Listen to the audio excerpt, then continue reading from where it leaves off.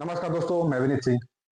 दोस्तों, दिल्ली शराब घोटाले मामले में सीएम अरविंद केजरीवाल को ईडी ने गिरफ्तार कर लिया है। ये बड़ी बात है कि एक सिटिंग सीएम को जांच एजेंसी ने अरेस्ट किया है। आजाद भारत में काफी कम बार ऐसा हुआ है कि पद पर आसीन किसी मुख्यमंत्री को इस तरह से गिरफ्तार किया गया हो। लेकिन अब क्योंकि गिरफ्तारी हो चुकी है, ऐसे में आगे का रास्ता भी चुनौतीपूर्ण रहने वाला है। दोस्तों, जानकारी के लिए बता दें कि ईडी ने अरविंद केजरीवाल को शराब घोटालों में अरेस्ट किया है। इसी मामले में मनीष सिसोदिया और संजय सिंह को भी गिरफ्तार किया जा चुका है। वैसे अभी कुछ दिन पहले संजय सिंह को कुछ शर्तों के आधार पर जमानत मिली है। अभी कुछ दिन पहले दूसरी पार्टी की नेता के कविता का भी शराब घोटाले में ही अरेस्ट हुआ है। अब आप सभी के मन में सवाल है कि आखिर ये सारा विवाद है क्या? किस बात को लेकर सियासी ड्रामा चल रहा है? ये नई शराब नीति क्या है? चलिए आपको सरल शब्दों में सारा विवाद समझाने की कोशिश करते हैं। दोस्तों, असल में 3 साल पहले 17 नवंबर 2021 को राजधानी दिल्ली में आम आदमी पार्टी सरकार ने नई शराब की नीति को लागू किया। इस नीति के मुताबिक दिल्ली को कुल 32 जोन में बांटा गया और कहा गया कि आप हर जोन में 27 शराब की दुकानें खोल सकते हैं। अगर इसी आंकड़े के हिसाब से टोटल किया जाए तो पूरी दिल्ली में 849 शराब की दुकानें खुलनी थी। एक बड़ा बदलाव ये होने वाला था कि जो भी शराब की दुकानें खुली थी वो सारी प्राइवेट सेक्टर की थी। सरकार का कोई हस्तक्षेप नहीं था इसमें, या यूं कहे तो दूसरे शब्दों में जिस शराब कारोबार में पहले सरकार की हिस्सेदारी रहती थी, नई नीति के तहत उसे ही खत्म कर दिया गया। दोस्तों, इसे और आसानी से ऐसे समझा जा सकता है कि नई नीति लागू होने से पहले तक दिल्ली में शराब की 60% दुकानें सरकारी रहती थी, वही 40% प्राइवेट द्वारा ऑपरेट किया जाता था। लेकिन नई नीति के बाद 100% दुकानें प्राइवेट करने की बात हुई। अब केजरीवाल सरकार ने अनुमान यह लगाया था कि इस नीति के बाद 3500 करोड़ का सीधा फायदा उन्हें होगा।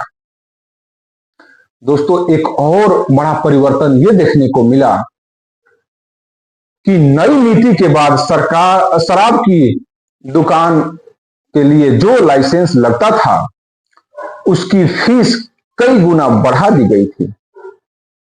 तकनीकी भाषा में उसे L1 लाइसेंस कहते हैं, जिसके लिए कोई दुकानदार पहले 25 लाख रुपए देते थे, बाद में इसे बढ़ाकर 5 करोड़ तक कर दिया गया। अब विवाद इसलिए खड़ा हुआ क्योंकि नई नीति लागू होने के बाद राजस्व में भारी कमी के आरोप लगने लगे। चलिए आपको एक उदाहरण से समझाने के प्रयत्न करते हैं, कोशिश करते हैं। दोस्तों, 750 ml की जो एक शराब की बोतल थी उसका दाम 530 रुपए से बढ़ाकर 560 रुपए कर दिया गया था। उस वजह से एक रिटेलर कारोबारी का मुनाफा 35 रुपए से बढ़कर 363 रुपए तक पहुंच गया।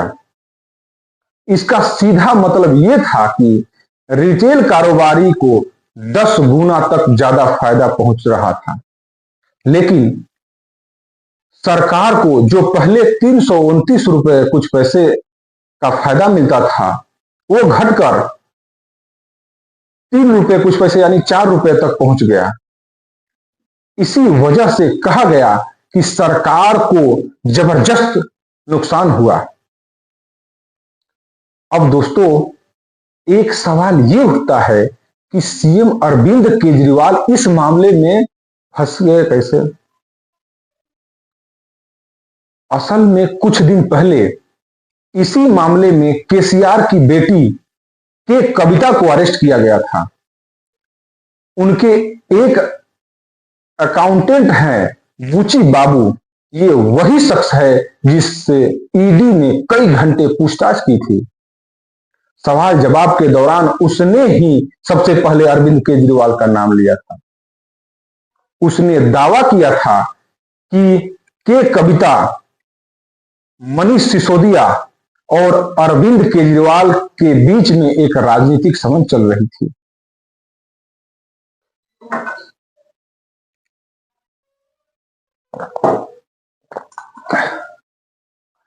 एक बड़ी बात यह है कि शराब घोटाले में ईडी ने दिनेश अरोड़ा को भी गिरफ्तार किया था। पता यह चला कि इस शख्स ने भी सीएम से मुलाकात कर रखी थी। इसी तरह वाईएसआर कांग्रेस के सांसद मंगूटा श्रीनिवासु रेड्डी और केजरीवाल के बीच में भी कई बार मुलाकातें हुई। रेड्डी शराब कारोबार में एंट्री चाहते थे। दावा यह है कि सीएम ने ही उनके नाम को आगे किया था और उनकी तरफ से स्वागत भी किया गया। ईडी जांच का एक पहलू यह भी बताता है कि एक्साइज पॉलिसी पर मनीष सिसोदिया और अरविंद केजरीवाल साथ में ही काम कर रहे थे।